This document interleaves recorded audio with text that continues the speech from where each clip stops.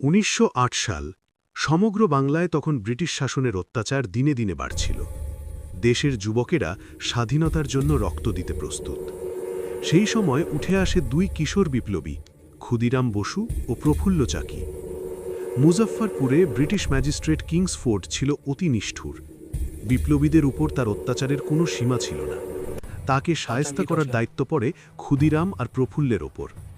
দুজনেই তখন মাত্র ১৭-১৮ বছরের কিশোর, কিন্তু হৃদয়ে ছিল অদম্য সাহস। একদিন সন্ধ্যার পর তারা দুজনে ম্যাজিস্ট্রেটের গাড়ির কাছে একটি গোপন রাস্তার ধারে অপেক্ষা করতে থাকে। চারপাশে অন্ধকার, মাঝে মাঝে শুধু কুকুরের ঘেউ ঘেউ আর দূরের লণ্ঠনের আলো। তারা দুজনেই চোখে চোখে সংকেত করে, আজ দেশের জন্য কিছু করতেই হবে।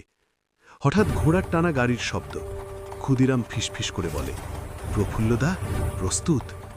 প্রফুল্ল শান্ত কণ্ঠে বলে, দেশের জন্য জীবন দিলেও আফসোস থাকবে না। গাড়ি ঠিক সামনে এসে পৌঁছতে ক্ষুদিরাম ঝট করে বোমা ছুড়ে দেয়। তীব্র বিস্ফোরণে চারদিক কেঁপে ওঠে।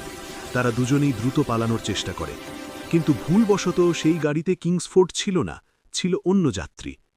এরপর শুরু হয় তাদের তীব্র অভিযান। পুলিশ চারিদিকে জাল বিছিয়ে ফেলে। দৌড়াতে দৌড়াতে প্রফুল্ল চাকি ভাগালপুর স্টেশনে গিয়ে ধরা পড়ার আগেই নিজের অস্ত্র দিয়ে আত্মহতি দেন। অন্যদিকে ক্ষুদিরাম বহুদূর পর্যন্ত দৌড়ে গেলেও শেষমেশ ধরা পড়েন। আদালতে দাঁড়িয়ে ক্ষুদিরাম হাসি মুখে রায় শোনেন, ফাঁসি। সেদিন তার হাসি দেখে ব্রিটিশ সৈন্যরাও থমকে গিয়েছিল। ১৯০৮ সালের ১১ই অগস্ট ভোরবেলা ক্ষুদিরাম ফাঁসির মঞ্চে ওঠেন।